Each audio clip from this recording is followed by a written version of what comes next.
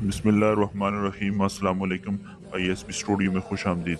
ناظرین، آج کی ویڈیو میں ہم بات کریں گے اجمیر شریف حضرت خواجہ معین الدین چشتی کے بارے میں۔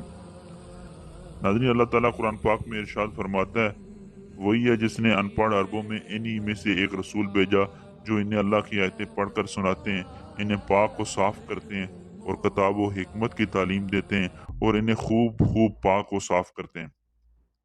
ناظرین، اس آیت میں اللہ تعالیٰ نے نبی عربی صلی اللہ علیہ وسلم کی دو خصوصیات بیان فرمائی: اللہ کی آیتیں پڑھ کر کتاب و حکمت کی تعلیم دینا، ان کے نفس کو ہر قسم کی گندگیوں سے پاک و صاف کرنا۔ حضور صلی اللہ علیہ وسلم نے اپنی ظاہری زندگی میں اس ذمہ داری کو بخوبی انجام دیا اور صحابہ کرام کی ایسی تربیت فرمائی کہ وہ بھی شریعت و طریقت کے جامع ہو گئے۔ ناظرین، پھر دور صحابہ سے یہ سلسلہ ایک زمانے تک چلتا رہا۔ اس کے بعد دونوں بظاہر الگ ہو گیا، احکام شرع کی ذمہ داری سنبھال لی، جبکہ دوسرے نے عوام الناس کی اصلاح و تربیت کا بیڑا اٹھا لیا۔ ناظرین، پہلا طبقہ فقہ محدثین اور علماء کا تھا اور دوسرا طبقہ صوفیاء کرام علیہم رضوان کا تھا۔ اسی طبقہ صوفیاء سے حضرت خواجہ معین الدین چشتی کا بھی تعلق تھا۔ آپ طریقت کے سلاسل مشہور قادریہ، چشتیہ، نقشبندیہ، سروردیہ میں سے سلسلہ چشتیہ کے بزرگ تھے۔ آپ کی ذات سے ہندوستان میں اس سلسلہ کو جو شہرت ملی وہ کسی اور سلسلہ کو نہ مل سکی۔ حضرت خواجہ معین الدین چشتی کی پیدائش جنوبی ایران کے علاقے سیستان یا سجستان میں 537 ہجری کو ہوئی۔ والد ماجد کا نام سید غیاث الدین اور والدہ ماجدہ کا نام بی بی مانور تھا۔ آپ حسنی اور حسینی سید ہیں۔ والد کی طرف سے آپ کا سلسلہ نسب حضرت امام حسین رضی اللہ تعالی عنہ تک اور والدہ کی طرف سے حضرت امام حسن رضی اللہ تعالی عنہ تک پہنچتا ہے۔ ناظرین، جس زمانے میں آپ کی پیدائش ہوئی وہ زمانہ بڑا پرآشوب تھا۔ ہر طرف قتل و غارت گیری کا بازار گرم تھا۔ سجستان کے حالات ناگفتہ تھے، جس سے تنگ آ کر آپ کے والد ماجد نے خراسان جا کر آباد ہونے کا فیصلہ کر لیا اور اپنے اہل و عیال کے ساتھ یہیں آباد ہو گئے۔ اس وقت خواجہ صاحب کی عمر پاک 1 سال تھی۔ ناظرین، حضرت خواجہ صاحب کی ابتدائی تعلیم یہیں ہوئی۔ جب آپ کی عمر پاک 15 سال کی ہوئی تو والد کا سایہ سر سے اٹھ گیا۔ ابھی آپ کی یتیمی کا داغ دلہ بھی نہیں تھا کہ والدہ صاحبہ بھی داغ مفارقت دے گئیں۔ اس وقت آپ صرف 16 سال کے تھے۔ والدہ کے انتقال کے بعد آپ اکیلے ہو گئے، جس کی وجہ سے تعلیم سے رشتہ ٹوٹ گیا اور معاشی انتظام و انصرام میں لگ گئے۔ والد کے ترکہ سے آپ کو انگوروں کا ایک باغ اور ایک آٹا پیسنے والی چکی ملی تھی، اسی کے ذریعے آپ بسر اوقات کرتے تھے۔ ناظرین، حضرت خواجہ صاحب ایک دن اپنے باغ میں بیٹھے تھے کہ ادھر سے مشہور بزرگ حضرت شیخ ابراہیم قندوزی علیہ رحمت اللہ کا گزر ہوا۔ خواجہ صاحب نے انہیں دیکھ کر بڑی عقیدت سے سلام کیا اور باغ میں آنے کی دعوت دی۔ ناظرین، دعوت کا انداز کچھ ایسا تھا کہ شیخ صاحب انکار نہ کر سکے۔ آپ باغ میں داخل ہو گئے۔ خواجہ صاحب نے ان کو بٹھایا اور میٹھے انگوروں کے چند خوشے کھانے کے واسطے پیش کیے۔ ناظرین، حضرت نے انہیں کھا لیا، پھر اپنے تھیلے سے روٹی کا خشک ٹکڑا نکال کر خواجہ صاحب کو عطا کیا اور فرمایا، یہ فقیر کی مہمانی کا بدلہ ہے، اسے کھا لو۔ یہ کہہ کر اٹھے اور چل دیے۔ ناظرین، خواجہ صاحب نے جیسے ہی روٹی کا وہ ٹکڑا کھایا، آپ کے دل کی دنیا بدل گئی۔ آپ کو احساس ہونے لگا کہ یہ دنیا اور اس کی تمام توانائیاں ایک نہ ایک دن فنا ہونے والی ہیں۔ دوسرے دن آپ نے باغ اور چکی کو فروخت کر دیا اور اس سے جو کچھ آمدنی حاصل ہوئی اس کا کچھ حصہ اپنے خراجات کے لیے رکھا اور باقی کو فقیروں میں تقسیم کر کے علم دین حاصل کرنے کے لیے نکل پڑے۔ ناظرین، خواجہ صاحب نے سب سے پہلے بخارا اور سمرقند جا کر ظاہری علوم حاصل کیا۔ اس کے بعد مرشد کامل کی تلاش میں نکل پڑے۔ اس زمانے میں عراق کے قصبہ ہارون میں سلسلہ چشتیہ کے عظیم بزرگ اور اپنے وقت کے ولی کامل حضرت خواجہ عثمان ہارونی رحمت اللہ رہتے تھے۔ ناظرین، حضرت خواجہ غریب نواز رحمت اللہ خواجہ عثمان ہارونی کی بارگاہ میں حاضر ہوئے اور ان سے اکتساب فیض کرنے لگے۔ آپ وہاں 20 سال تک رہے۔ خواجہ صاحب اپنے شیخ کے حلقہ ارادات میں کب آئے، اس بارے میں مورخین نے اختلاف کیا ہے۔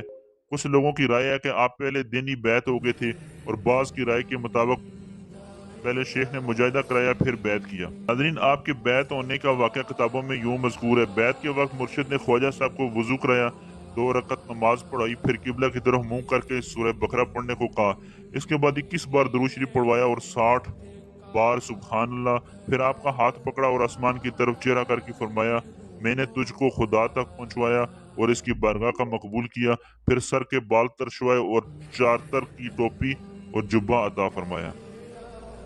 ناظرین ترقی ترک سے بنا ہے، جس کا معنی ہوتا ہے چھوڑنا۔ وہ چار چیزیں جنہیں ہر رائے سلوک کو چھوڑنی پڑتی ہیں یہ ہیں، یعنی دنیا داری کو چھوڑنا، ترک عقبہ یعنی عبادت سے مقصود اللہ کی ذات و جنت کا حصول نہیں، یعنی اتنا ہی کھانا اور سونا جس سے صحت متاثر نہ ہو، ترک خواہشات نفس یعنی نفس کے باطل خواہشوں کو چھوڑ دینا۔ ناظرین حضرت خواجہ صاحب نے اپنے شیخ کے پاس رہ کر جب سلوک کی تمام منزلوں کو طے کر لیا تو دیار رسول میں حاضری دینے کا ارادہ فرمایا۔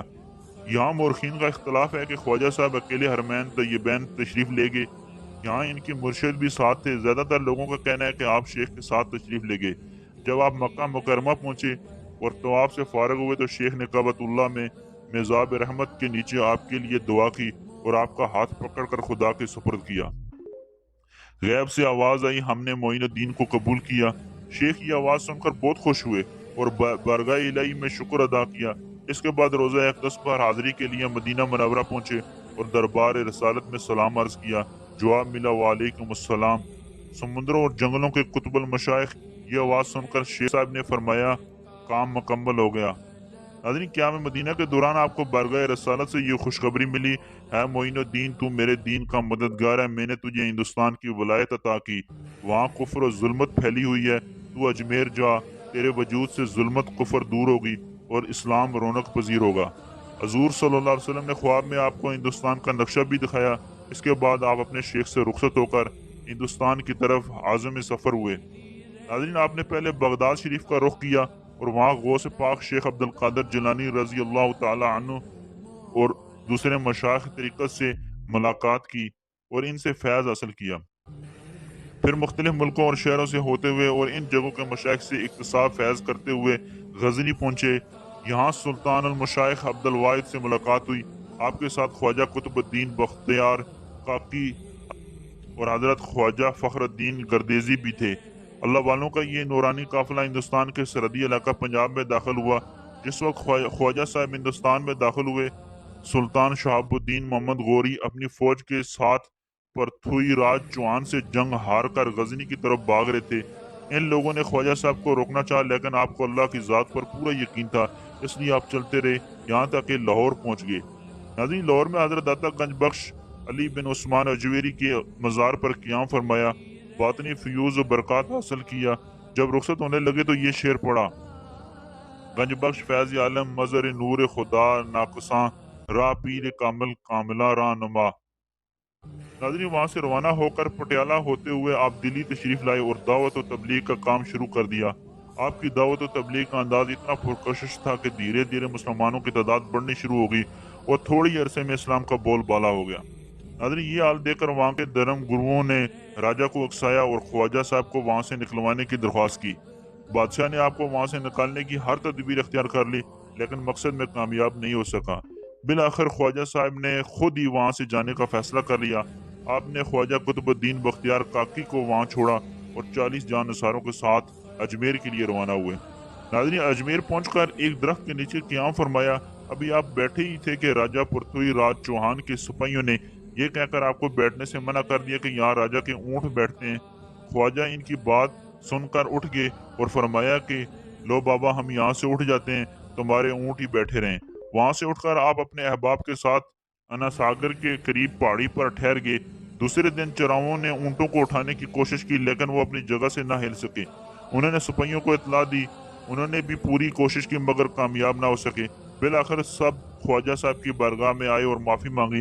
آپ نے اعلیٰ ظرفی کا مظاہرہ کرتے ہوئے انہیں معاف فرما دیا اور ارشاد فرمایا، جاؤ خدا کی مہربانی سے تمہارے اونٹ کھڑے ہو جائیں گے۔ سب نے واپس آ کر دیکھا تو سارے اونٹ کھڑے ہو گئے۔ ناظرین اجمیر شریف میں خواجہ صاحب سے اور بھی کرامتیں صادر ہوئیں جو آپ کی سیرت کی کتابوں میں مذکور ہیں۔ خواجہ صاحب کے حالات زندگی کو پڑھنے کے بعد ہمیں پتہ چلتا ہے کہ آپ بے شمار وصاف اور خصوصیات کے حامل تھے جس کو نظر انداز کر کے کوئی بھی انسان اللہ تعالیٰ کا مقرب اور محبوب بندہ نہیں بن سکتا۔ ناظرین خوف خدا، آپ بلند مقام و مرتبہ پر فائز ہونے کے باوجود اللہ تعالیٰ کا خوف اپنے دل میں بہت زیادہ رکھتے تھے۔ جب کبھی قبر و حشر کے مناظر کا تذکرہ آ جاتا تو آپ بے اختیار رو پڑتے اور کبھی کبھی تو چیخیں تک بلند ہو جاتی۔ ناظرین محبت رسول صلی اللہ علیہ وسلم، رسول اللہ صلی اللہ علیہ وسلم کی محبت جان ایمان اور روح اسلام ہے۔ اس کے بغیر کوئی شخص سلوک کے زینے تک نہیں پہنچ سکتا۔ خواجہ صاحب کا سینہ محبت رسول کا مدینہ تھا۔ ساری زندگی اپنے حبیب اور اور جد کریم صلی اللہ علیہ وسلم کی والانہ یاد ہی آپ کے درد جگر کا درما رہی۔ جب کبھی آپ کوئی حدیث بیان کرتے تو رونے لگتے، یہاں تک کہ داڑھی مبارک تر ہو جاتی۔ ایک مرتبہ آپ نے فرمایا، افسوس ہے اس شخص پر جو قیامت کے دن آپ سے شرمندہ ہوگا، اس کی جگہ کہاں ہوگی؟ جو آپ سے شرمندہ ہوگا اور کہاں جائے گا؟ ناظرین، سنت رسول پر عمل۔ حضور صلی اللہ علیہ وسلم فرماتے ہیں، تم میں سے کوئی شخص اس وقت تک کامل مومن نہیں ہو سکتا جب تک اس کی خواہش اس چیز کے تابع نہ ہو جائے جو میں لے کر آیا ہوں، یعنی میرے طریقے اور میری سنت کے مطابق نہ ہو جائے۔ ایک مرتبہ آپ آخرت کے مناظر کو بیان فرما رہے تھے، دوران گفتگو فرمایا، جو شخص سنتوں کو چھوڑ دیتا ہے، حشر کے دن اس کو حضور صلی اللہ علیہ وسلم کے سامنے لایا جائے گا اور کہا جائے گا، یہ شخص آپ کا امتی ہے، اس نے سنت کی ادائیگی میں کوتاہی کی۔ اس کے بعد خواجہ صاحب زار و قطار رونے لگے اور فرمایا، افسوس ہے اس شخص پر جو قیامت کے دن آپ صلی اللہ علیہ وسلم کی بارگاہ میں شرمندہ ہوگا، اور جو ان کی بارگاہ میں شرمندہ ہوگا وہ بلا کہاں جائے گا؟